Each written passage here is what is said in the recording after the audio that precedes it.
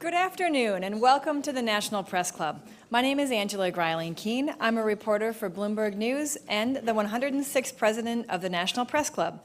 We are the world's leading professional organization for journalists, committed to our profession's future through events such as this while fostering a free press worldwide. For more information about the National Press Club, please visit our website at www.press.org. To donate to programs offered to the public through our National Press Club Journalism Institute, please visit press.org/institute.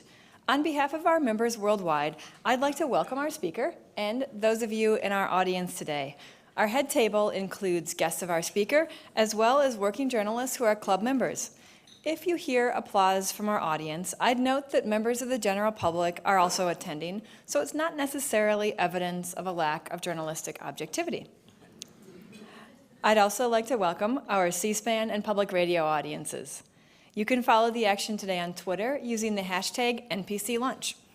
After our guest speech concludes, we'll hold a question and answer period. I will ask as many questions as time permits. Now it's time to introduce our head table guests. I'd ask each of you to stand briefly as your name is announced. From your right, Patrick Delaney, Communications Director for the American Soybean Association and a member of the National Press Club. Paul Meinhardt, Head of Corporate Communications for North America for Syngenta Corporation. Robert Bonney, Senior Advisor to the Secretary for the U.S. Department of Agriculture. Marilyn Giwax, Senior Business Editor for NPR and a member of the National Press Club's Board of Governors. Christy Vilsack, Senior Advisor for International Education for the U.S. Agency for International Development and the, of course, wife of our speaker today. Skipping over the podium, John Hughes, an editor with Bloomberg News and the treasurer of the National Press Club. Skipping over the speaker for just a moment, Kasia Klimasinska, a reporter for Bloomberg News and the Speakers Committee member who organized today's event. Thank you, Kasia. Ann Mills, Acting Undersecretary for Natural Resources and Environment for the U.S. Department of Agriculture. Derek Walbank, a Bloomberg News reporter, and William Coyle, private consultant and retired agricultural economist for USDA. As a young kid, our guest today had to stare at quite a nasty cartoon of a very overweight young kid with a beanie cap each time he reached into the refrigerator. According to the Washington Post, his parents thought that would be the best way to prevent him from gaining weight. Today, U.S. Agriculture Secretary Tom Vilsack is responsible for advising more than 300 million Americans on nutrition and healthy eating choices, and that probably doesn't involve any sort of cartoon on the refrigerator.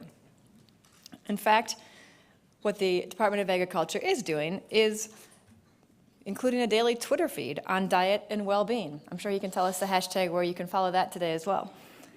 Mr. Vilsack joined President Barack Obama's cabinet as Agriculture Secretary in 2009. Previously, he had campaigned tirelessly for Hillary Clinton during her failed bid to capture the 2008 Democratic Party presidential nomination. That followed his own brief run for the White House. "This has been a great experience," the New York Times quoted him as saying when he dropped out of the 2008 race. "When you start out life in an orphanage and you run for President of the United States, that's what this country is supposed to be about." Mr. Vilsack was born in Pittsburgh and spent his first 15 months of life in an orphanage. He later moved to Iowa, his wife's home state. There, he was persuaded to run for the office of mayor of Mount Pleasant after its previous mayor had been shot by a disgruntled citizen during a 1986 city council meeting. From governing the city, Mr. Vilsack went to serving in the Iowa Senate, and in 1999, he became the first Democratic governor of the state in 30 years. As Secretary of Agriculture, Mr. Vilsack faced controversy and calls from black farmers for his resignation in 2010 following the hasty firing of USDA employee Shirley Sherrod after she was falsely accused of racism. 3 years later, though, he's still in the job, working with the White House on setting policies on crops, including yesterday's announcement of developing a quick test for genetically modified wheat. He's working on grain tariffs, subsidies to farmers, nutrition-related issues, and obviously much more. Please join me today in giving a warm National Press Club welcome to Agriculture Secretary Tom Vilsack.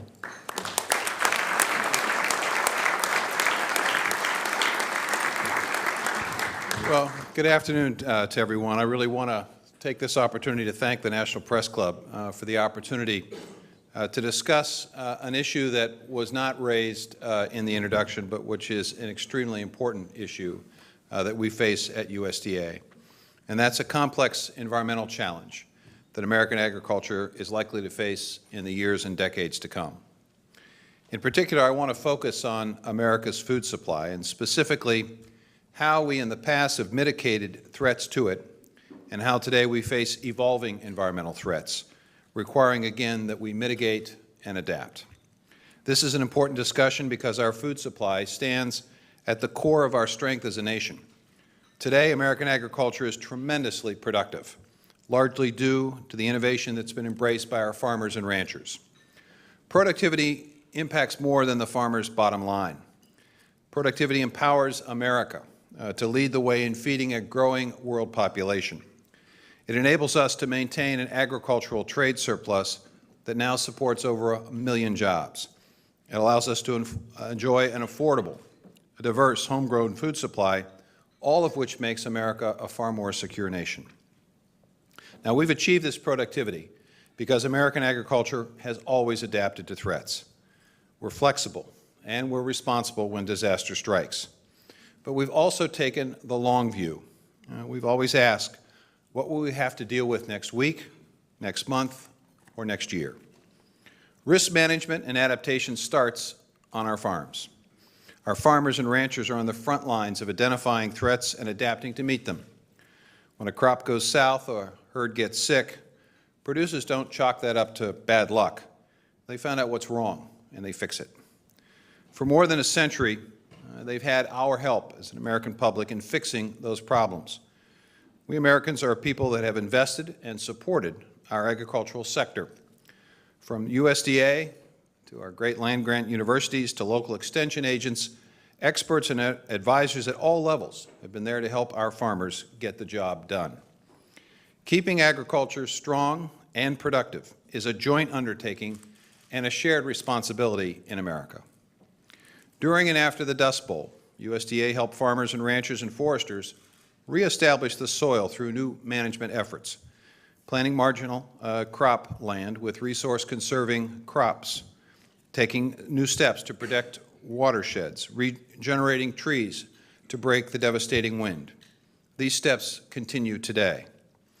When America's forests have been racked by historic fires, we came together to develop new methods to sustain, regenerate, and protect our forested lands.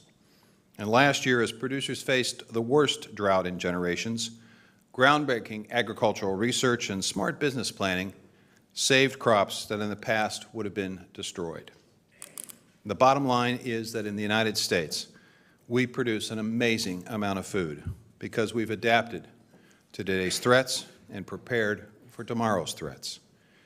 Now, today we face a new challenge in the form of a changing and shifting climate. I'm the Secretary of Agriculture. I'm not here to give a scientific lecture on climate change, but I'm here to tell you what we're seeing on the ground.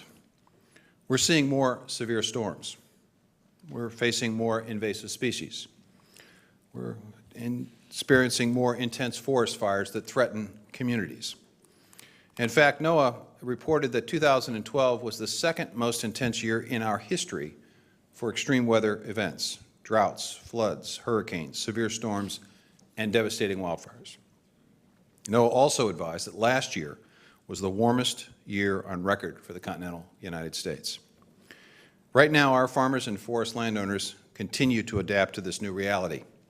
New technologies and advanced practices have managed to keep production steady even in the face of these new and extreme weather patterns. But this latest science also tells us that the threat of a changing climate is new and much different from anything we've ever tackled. Earlier this year, USDA released 2 comprehensive studies, one focused on crops and one on our forests, detailing the projected effects and impacts of climate change on agriculture and forestry. These studies found that in the short term, we have the means to manage these threats. But over the next 50 years, we'll face new and significantly different problems.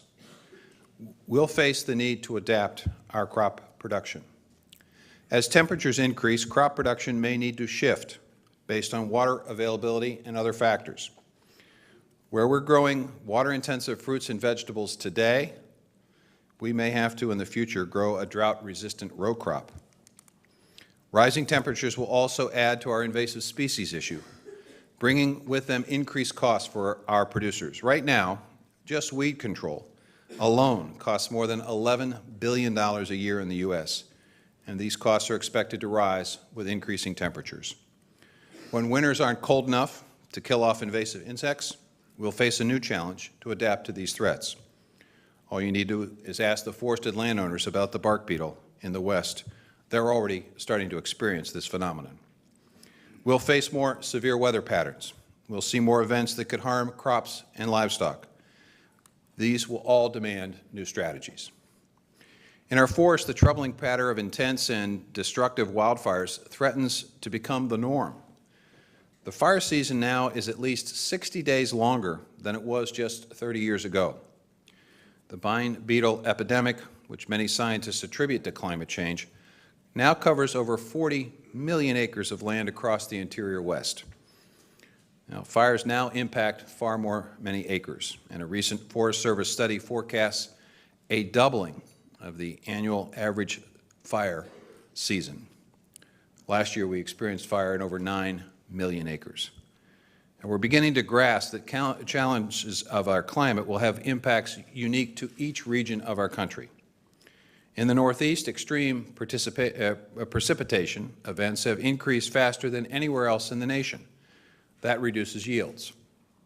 Across the Midwest and the Great Plains, the growing season is now lengthened by almost 2 weeks just in my lifetime. In the West and the Southwest, the home of more than half of our nation's high-value specialty crop production, increased drought proposes a particular threat to irrigation-intensive fruits, vegetables, and nuts. So the fact is, across America, America's farmers and ranchers and forest landowners are seeing the beginning chapter of what will be a long-term challenge posed by this changing climate. This problem is not going to go away on its own. That's why America must take steps now to adapt. We know that modern solutions to a changing climate require a doubling down on collaboration between our farmers, government, researchers, and industry. We've got to think outside the box. We've got to work together and pool our resources to begin developing the next generation of climate solutions for agriculture.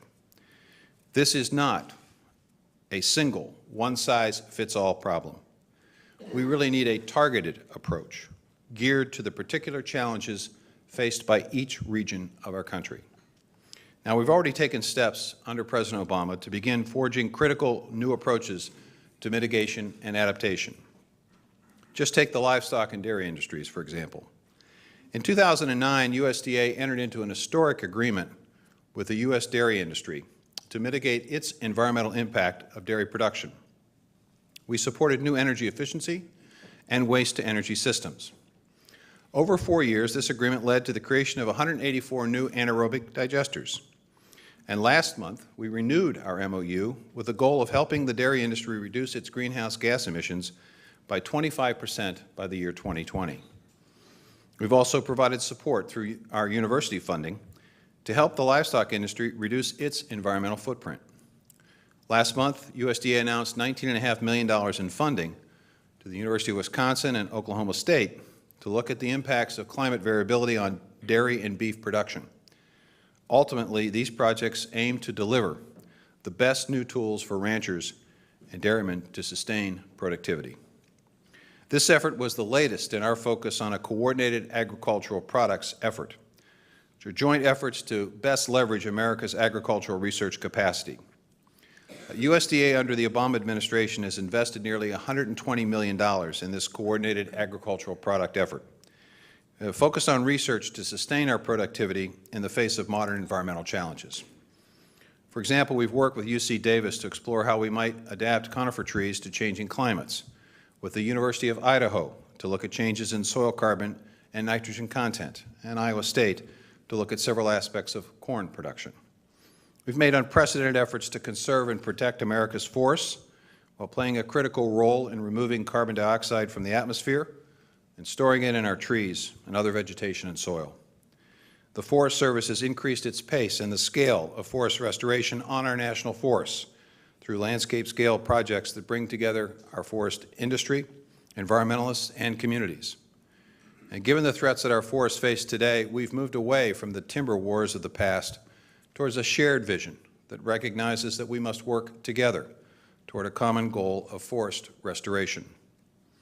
In this spirit, USDA adopted a new forest planning rule that ensures our forests will be restored and managed in a way that protects all of the benefits that our forests can provide to Americans, including clean water, jobs, recreational opportunities, and diverse wildlife. And importantly, the planning rule allows the Forest Service to use the best available science to ensure our forests can adapt to climate change over time.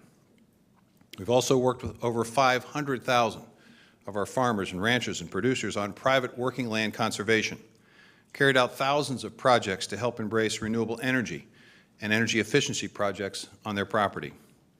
We've taken a new and a committed look at the impact of climate on the future of agriculture and how we, even at USDA, need to adapt.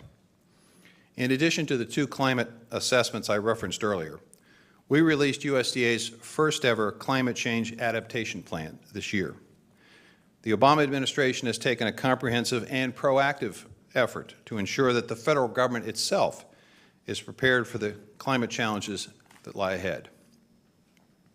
As part of this effort, USDA engaged employees and agencies to address our weak points with regard to shifting climate and modern threats to our environment. We found areas where our program delivery might be impacted by these new challenges.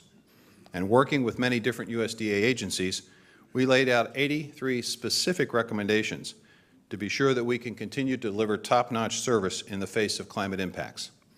For example, we identified common needs to increase collaboration on climate planning within the federal government and with our partners, our Great Land-Grant universities. We laid out a need to better prepare our APHIS program, which is our Animal, Plant, and Health Inspection Service, to measure invasive species to ensure that our scientific research helps deliver modern climate solutions that will strengthen the resilience of our forests, that will help create new ways for producers to access information that will help them mitigate threats. And we'll be issuing a follow-up to this initial report in November of this year. But taken alongside the 2 climate impact assessment reports, these efforts reflect our understanding that proactive steps will pay big dividends in the decades to come. We know we need to be ahead of the game. We must continue to build on the previous action in order to better support America's adaptation to climate challenges. So today I'm here to announce some measures that we'll be taking and announcing today.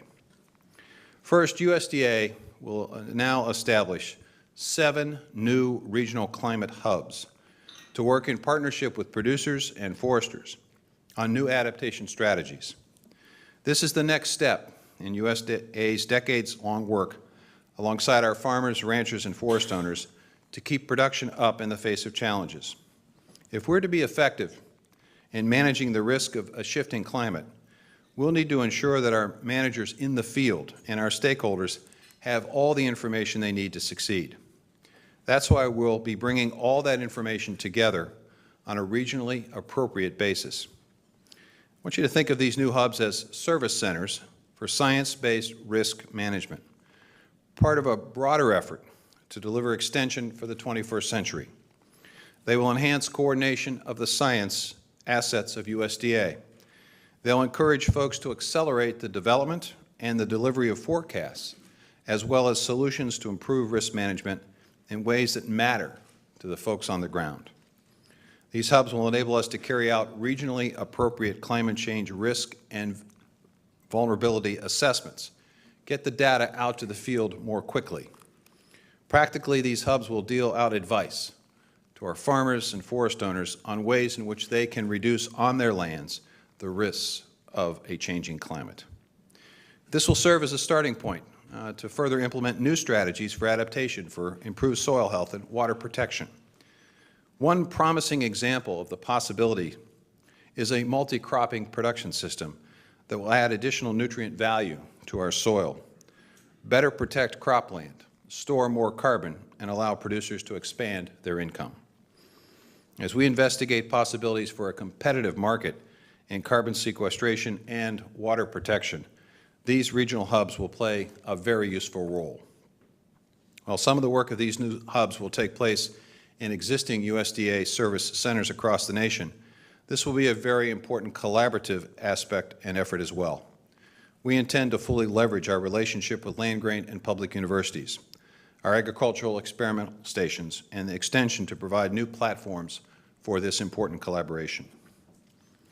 Second, I can announce new efforts by the Natural Resource Conservation Service, NRCS, to move into the next generation of research and technical assistance. In particular, both of these efforts will relate to carbon. We know its importance to understand the role of carbon in contributing to global warming. It's equally important to recognize the tremendous potential that American agriculture has to sequester carbon from the atmosphere. This will help to mitigate climate change. It'll improve soil health, make it more resilient in the face of these modern challenges.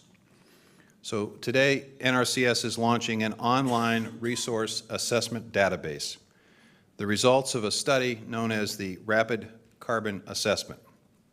This is going to be particularly useful for researchers and scientists. Let me explain more about this. This tool is going to allow online access to the most extensive database on soil carbon in the world. While NRCS collected soil samples for more than a century, this rapid assessment project has been its most ambitious project. In fact, it's the largest concentrated soil sampling effort in history.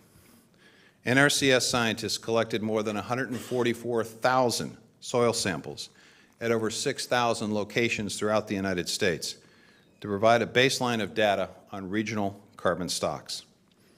This is going to allow outside researchers and scientists to begin taking a fresh look at carbon in soil, which ultimately will have a regional benefit to crop production. Additionally, USDA and the NRCS and our Climate Change Office will be rolling out this online tool that's intended for farmers and ranchers themselves. We call this the COMET Farm, C-O-M-E-T, which stands for Carbon Management and Evaluation Tool. Now, what this online tool is the next generation of our ongoing effort to develop user-friendly tools for our farmers and producers so that they can better understand the greenhouse gas footprint of their operation. Now, producers will receive input about their land and current and past management practices that will allow them to establish a baseline. The tool will let them select from a list of alternative conservation practices to see how each one can change their greenhouse gas emissions and how much carbon can be captured. For example, a producer planning to implement conservation tillage could estimate how that particular conservation practice would increase soil carbon and decrease emissions from his or her operation. Used in this way, Comet Farm will help producers reach decisions that will reduce their energy costs while building carbon stocks in their soil. It will also serve as a gateway for future efforts to help producers participate in voluntary carbon markets. These new NRCS tools will build on a campaign for soil health at USDA because we know that healthy soil can absorb a significant amount of carbon and help greatly in mitigating the impacts of climate change. By improving soil health, we can simultaneously improve productivity, protect our scarce water resources, improve biodiversity, reduce erosion, and help bring back carbon into the ground where it belongs. We also know that healthy soils are more resilient soils. Every pound of soil organic matter in the soil today can hold 18 to 20 pounds of water, helping these farms and these farmlands become more resilient to periods of drought and other extreme weather conditions. That's why USDA has focused on helping our nation's farmers and ranchers through our campaign called Unlock the Secrets in the Soil. We know that soil conservation practices can help farmers, but they can also mitigate the impacts of climate change. Efforts like these will only be stronger as we ramp up new regionally focused information sharing efforts. Third, USDA agencies are starting to work together to make new cover crop methods available for producers and to ensure that our agencies are working together to ensure that these options are viable. You know, for centuries, our farmers have been using cover crops to prevent soil erosion, improve nutrient cycling, sustain soils, and harness many other benefits. But cover crops also can sequester a significant amount of carbon. However, some producers have encountered conflicting cover crop management issues when working with multiple USDA agencies. For example, there was a perception at one time that crop insurance policies did not allow cover crops, and that conflicted with NRCS's incentives to plant cover crops. Some cover crop recommendations conflict with the language in the 2008 Farm Bill for how the Farm Service Agency was to give out commodity payments. That's obviously a problem. Recently at USDA, we undertook an effort to ensure that farmers who plant cover crops have clarity and consistency from our department. NRCS, the risk management agency that handles crop insurance, and FSA are now working together and have worked together to establish a new common science-based guidance on when cover crops could be terminated. This is important because if you allow cover crops to continue too long, it can impact the main cash crop. These administrators of these agencies have engaged stakeholders and universities and the crop insurance industry itself to figure out how best to make cover crop guidelines straightforward and sensible. The result is new guidance, a new model that uses local climate data, tillage management, and soil data to account for daily crop growth and the use of soil moisture. With this information, experts determined the latest possible time to terminate a cover crop, which will allow it to maximize carbon sequestration while at the same time minimizing the risk to the cash crop yield. For this new guidance, 4 cover crop termination zones have now been established across the United States.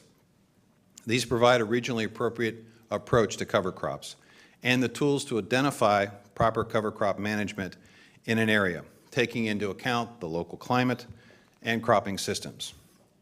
Now, we took the time needed to get this right, including truth testing our recommendations with folks on the ground. Going forward, RMA, NRCS, and FSA will all uniformly refer producers to these guidelines and will use them in administering their various programs. With this consistent science-based cover crop guidance, farmers will have more flexibility and a greater opportunity to utilize cover crops on their operations while staying in compliance with numerous USDA rules. They can reap the conservation and the economic benefits that cover crops can provide: healthier soils, a sustained food and fiber production. And producers will have a greater degree of certainty that when they use these practices, they'll still be eligible for crop insurance and other programs.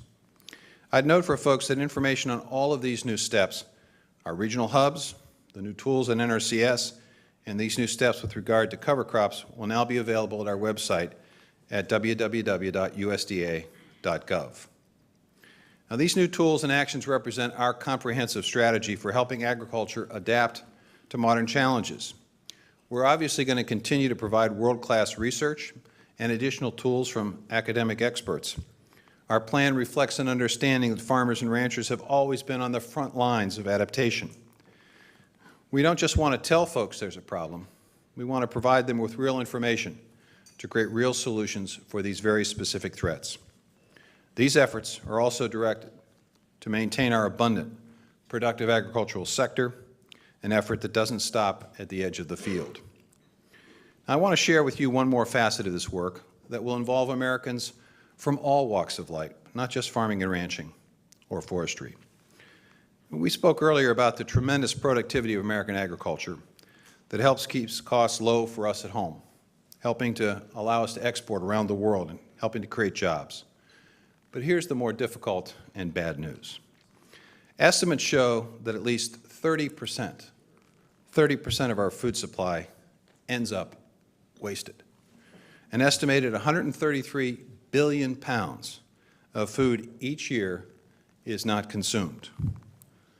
Just taking a look around the plates here. First, this is a major food security issue from the perspective that wasted food cannot be used to help feed folks at food banks and community kitchens. Second, it's an obvious natural resource issue. All of the resources that went into producing that wasted food, nearly 22 million acres of land, including that acreage, the labor on that acreage, the water used on that acreage, the pesticides used on that acreage, and the fertilizers could have been saved or could have gone to uses of higher value for society. Third, it's also a climate change issue. EPA estimates that in the United States, food is the single largest component of municipal solid waste that goes to landfills. And landfills are the third largest source of methane. You all can do the math. By reducing the amount of food we toss into the trash, we can help reduce methane emissions. Yesterday, I joined EPA Acting Administrator Bob Persepi and leaders from across the U.S. food sector to announce the U.S. Food Waste Challenge. Together, we're calling on Americans across the nation to help us reduce the amount of food that ends up in our landfills, recover food that could be used to feed those in need, and recycle food waste wherever we can. Right now, we have a few founding partners on board, and a predecessor effort by EPA has about 200 participant organizations. Our shared goal, EPA at USDA, is to build momentum to fight food waste by getting 400 partner organizations involved and on board with this U.S. Food Waste Challenge by 2015 and increasing that number to 1,000 by 2020. At USDA, we intend to do our part. We've pledged to reduce waste in our school meals program. We're going to take new steps to educate consumers about food waste and food storage, and we're going to develop new technologies and new applications to help reduce food waste and make it easier for consumers to do so. We at USDA will also work with industry leaders to streamline procedures for donating wholesome food and poultry products that are misbranded. At our food labs, we're going to find better solutions for food waste by recycling food samples that have been inspected. By giving some extra thought to what we buy and how much we actually need, all of us can reduce our contributions to the nation's landfills. It's an adaptation strategy, if you will, that everyone can help to create. All of this work represents the beginning stages and first steps of an overarching focus on adaptation in the years to come. Over the coming months and years, USDA intends to build partnerships with landowners, work with conservation groups, with our tribes and local governments, engage with ordinary Americans. We'll take more steps to mitigate and adapt to these challenges here in the U.S. and around the world, and I look forward to sharing additional plans with you in the future. The bottom line today is that America's long history of innovation must continue. Our farmers and ranchers have proven over the course of generations that they're up to the task, and USDA has a strong history of supporting them in their efforts. This will not be a short-term task. It won't be simple, but it is doable. That's why we need to prepare for the future today, to begin asking how we can work together to prepare agriculture for these new challenges, and thereby put our food supply on solid, strong footing in the years to come, allowing our nation to continue to be strong and secure in the years to come. Thank you very much.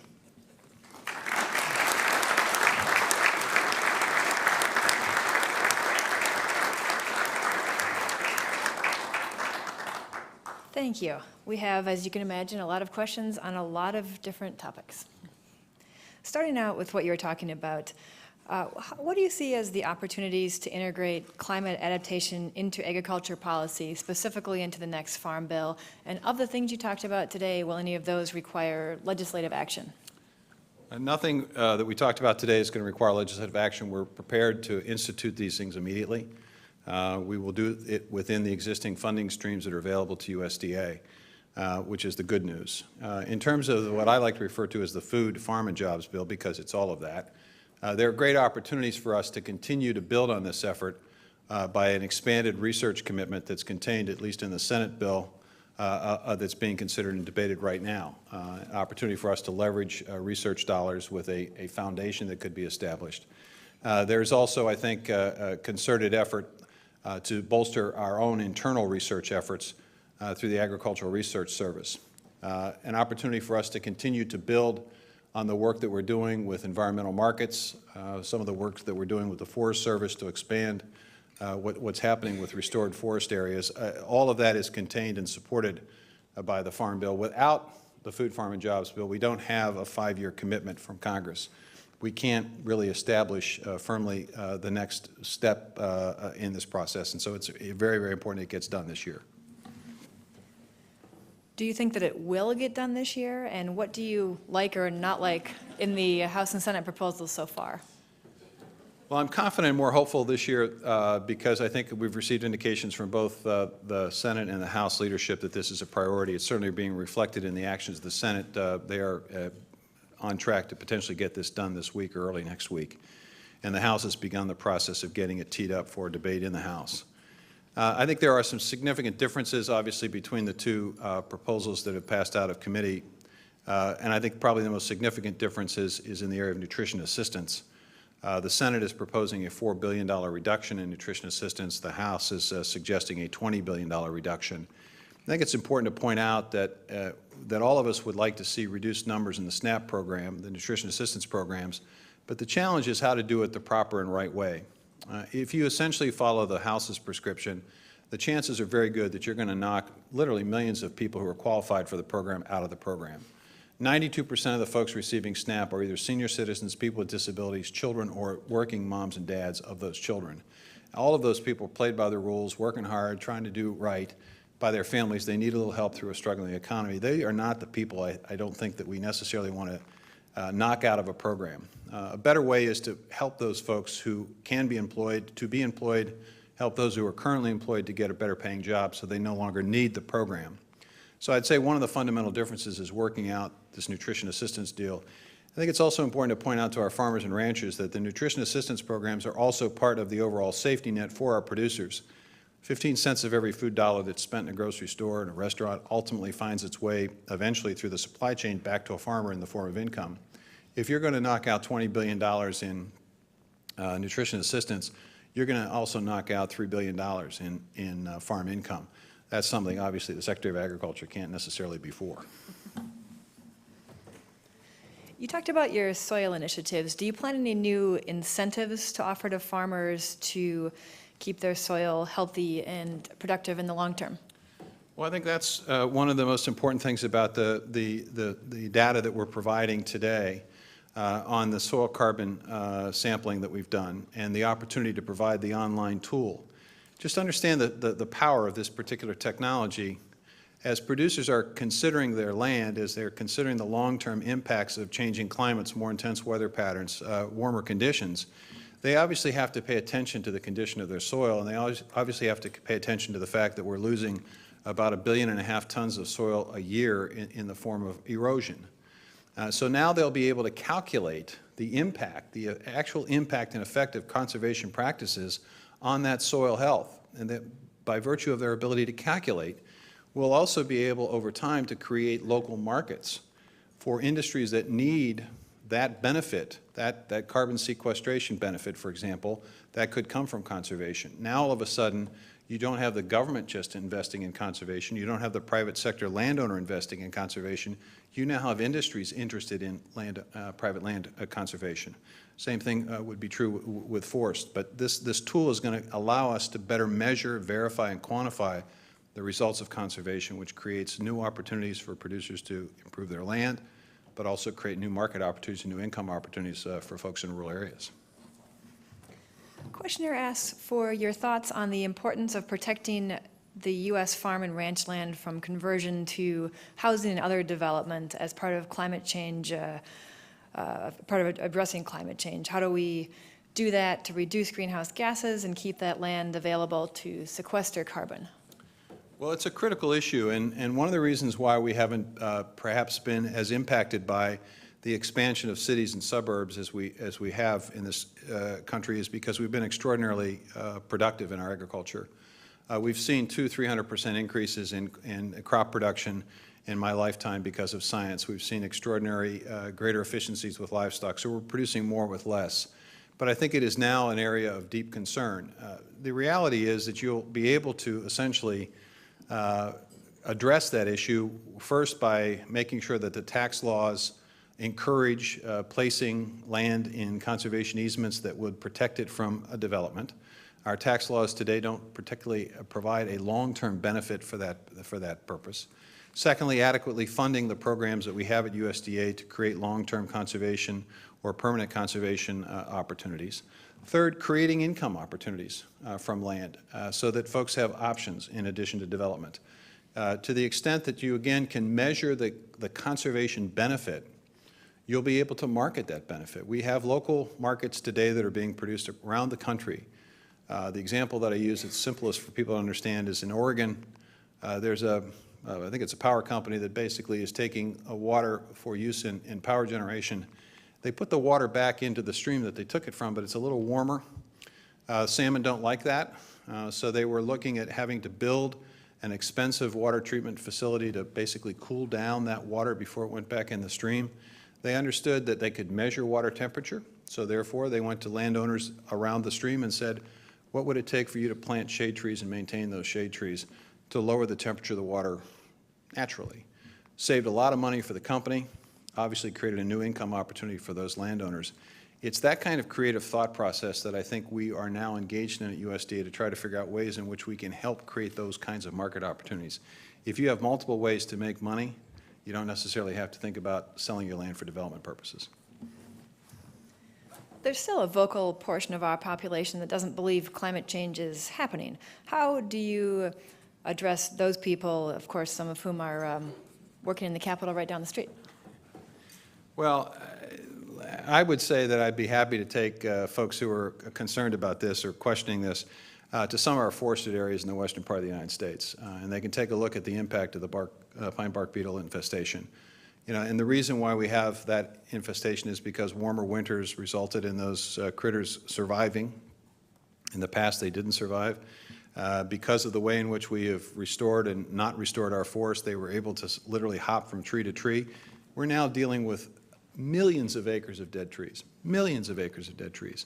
And as warmer temperatures and drought create the opportunity for more intense forest fires and lightning strikes occur, we're now seeing hundreds of thousands of acres being wrapped up in forest fires that we didn't see before.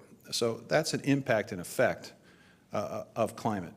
The fact that we've had more intense storms, the fact that we've had longer droughts, the fact that we've had more significant floods, the intensity of some of the hurricanes and tornadoes that we've seen recently, all are indications of a climate that clearly is warming.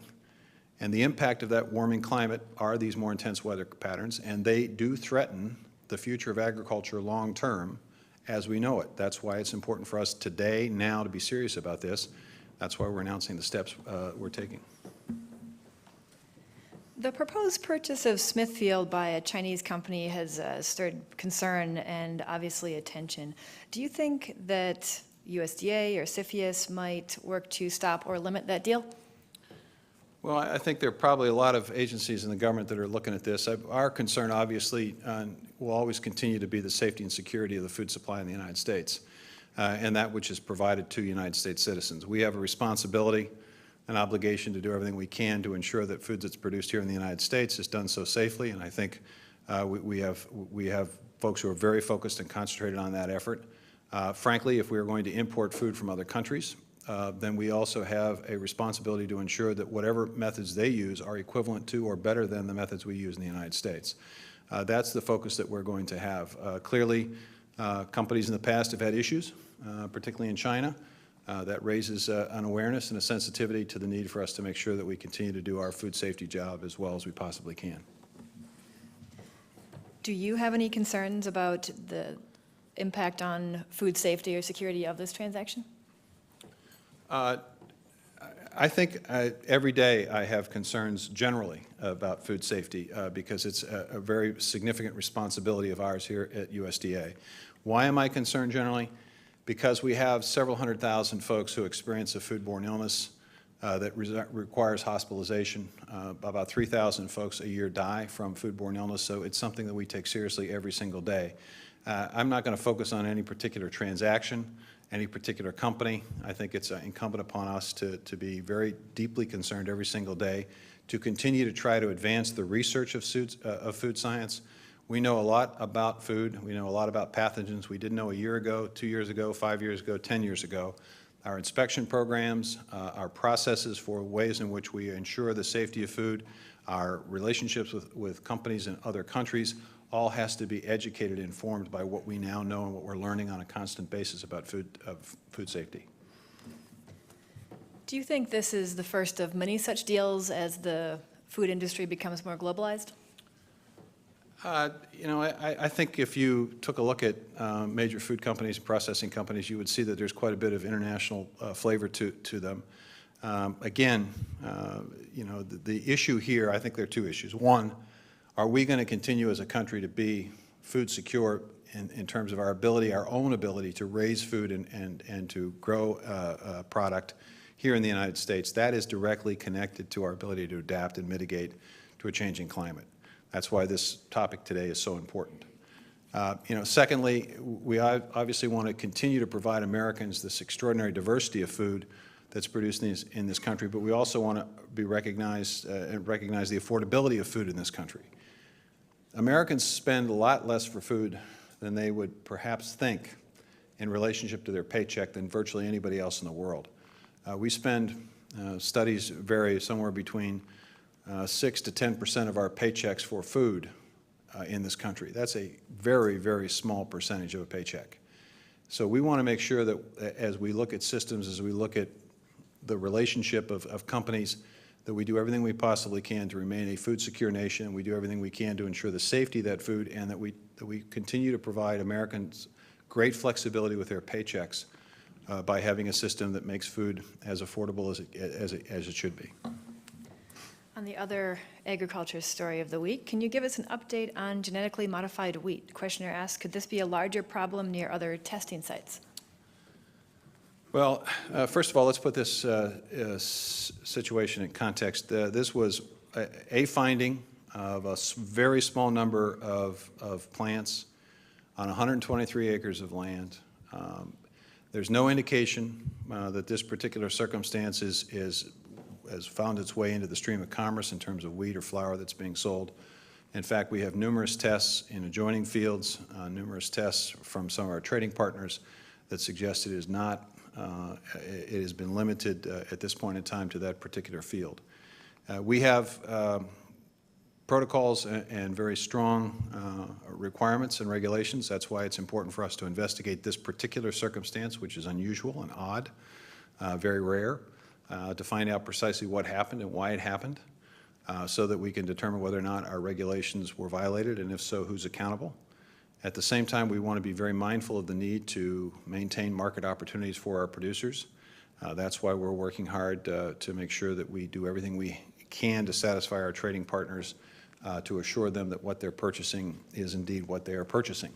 And we're hopeful that in the next few weeks that we're in a position to be able to move that process forward and to continue work to open up those markets. That's very, very important. Questioner asks, have you confirmed positively Roundup Ready wheat using Monsanto tests, and when will you provide Monsanto with plant material and chain of custody data?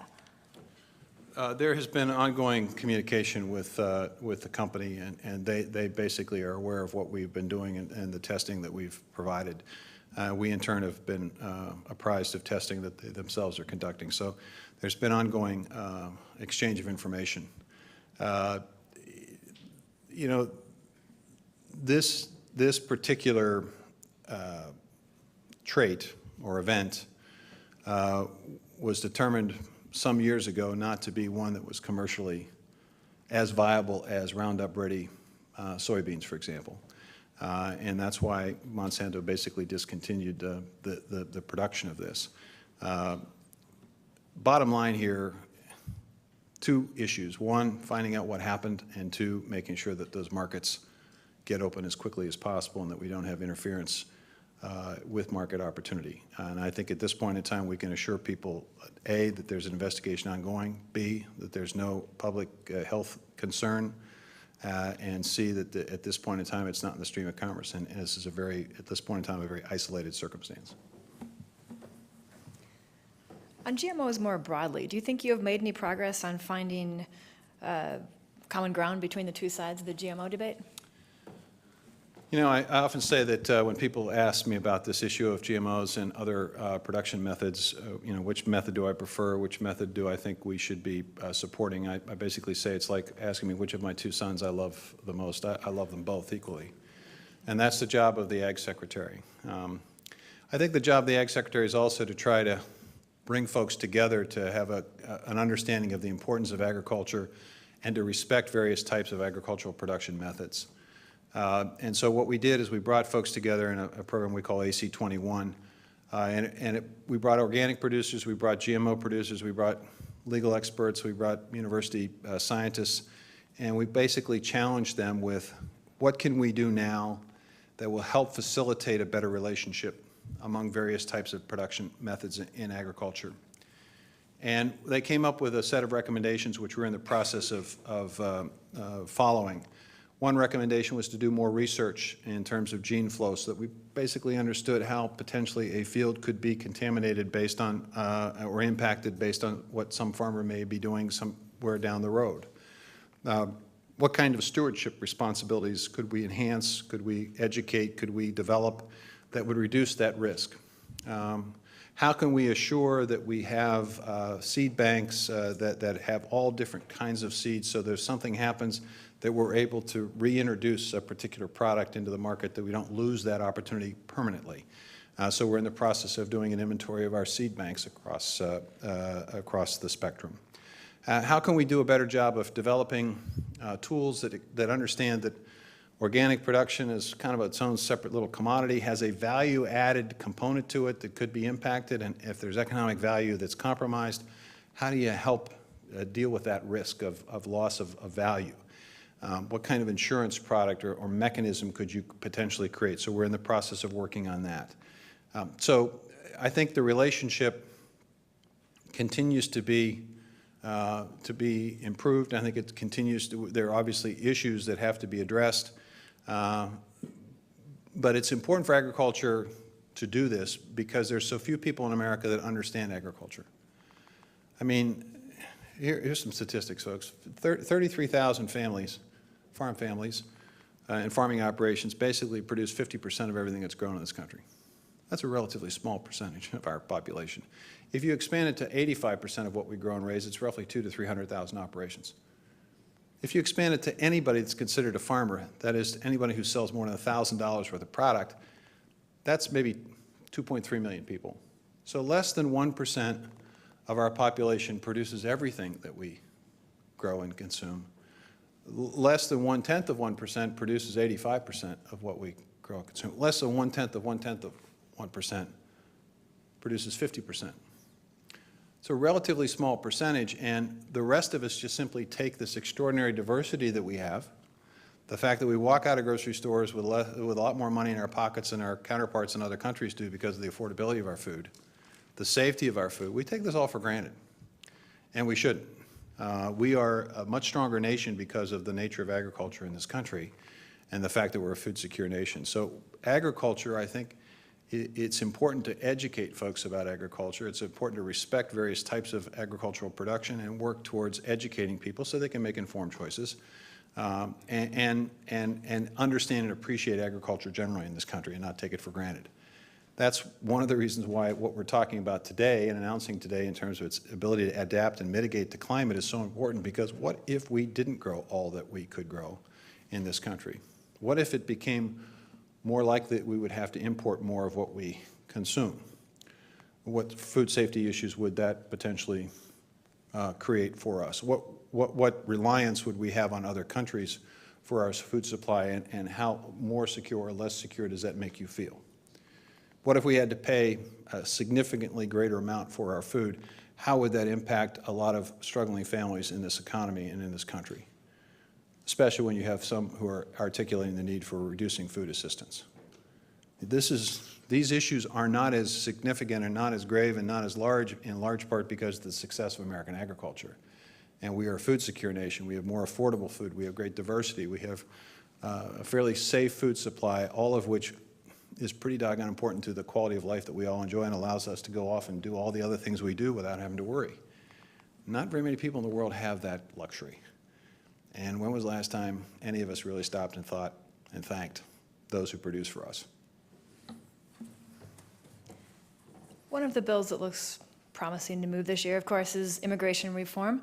Questioner asks, how important for the U.S. food supply is the immigration reform bill, and why does the U.S. need immigrant workers to pick fruit and other crops when unemployment in the U.S. is at 7.5%? Well, there are 1.1 million people who work on farms, ranches, and in the production of agriculture. A substantial percentage of those people who are working in those jobs are probably immigrants, and many, many, many of them are not documented. We now have, because of concerns about immigration laws, because of concerns about raids, deportation, we now have circumstances in this country where food is being grown and is not being harvested, is not being picked, it is going to waste in the field. We have a broken immigration system, and it needs to be fixed. And Congress has a responsibility to do it this year. The time for waiting, the time for arguing, the time for debating, all of this is over.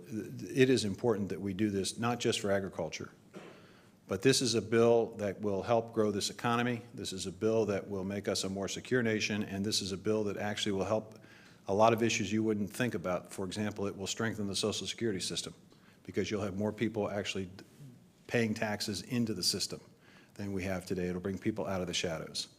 So comprehensive immigration reform is very, very important. This proposal that's being debated and looked at in the Senate contains within it a specific proposal for agricultural workers that will provide a stable and secure workforce and a workable guest worker program that will ensure that we don't have too many or too few workers.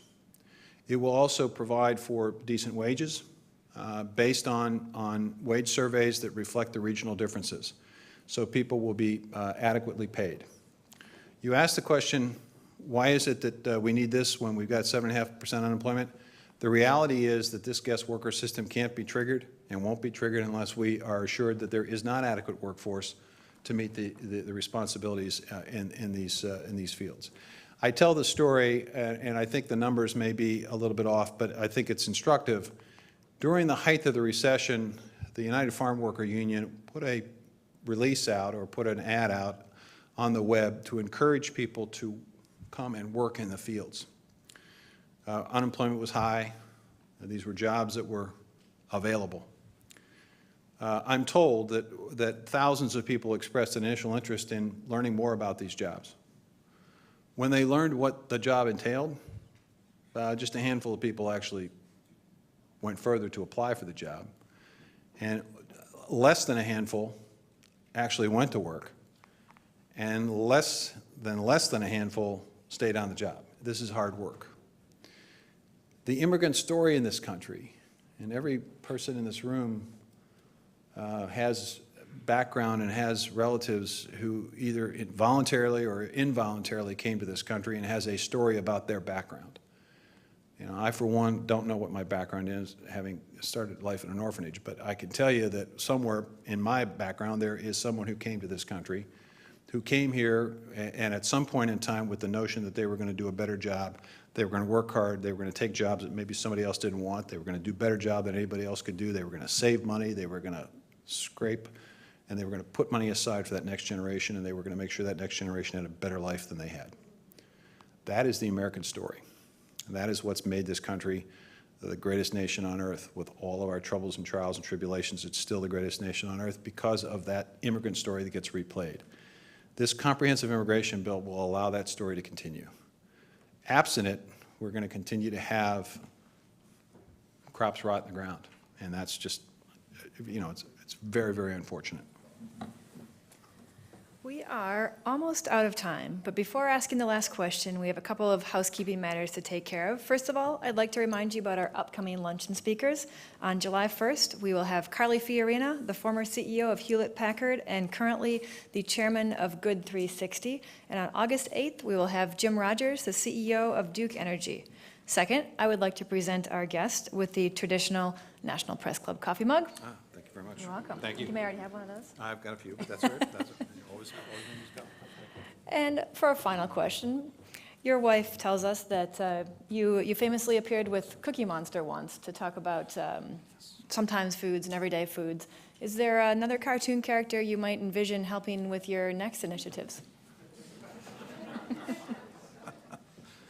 Yeah, that's a good question. I remain partial to Sesame Street. I think I would sort of embrace Big Bird on this.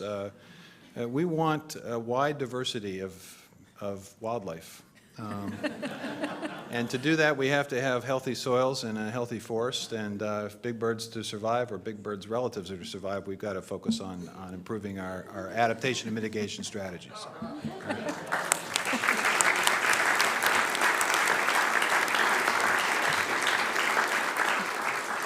Thank you. Thank you for coming today, Secretary Vilsack. I'd also like to thank the National Press Club staff, including our Broadcast Institute and National Press Club Journalism Institute, for helping organize today's event. Finally, here's a reminder, you can find more information about the National Press Club online, and you can order a copy of today's program at www.press.org. Thank you. We are adjourned.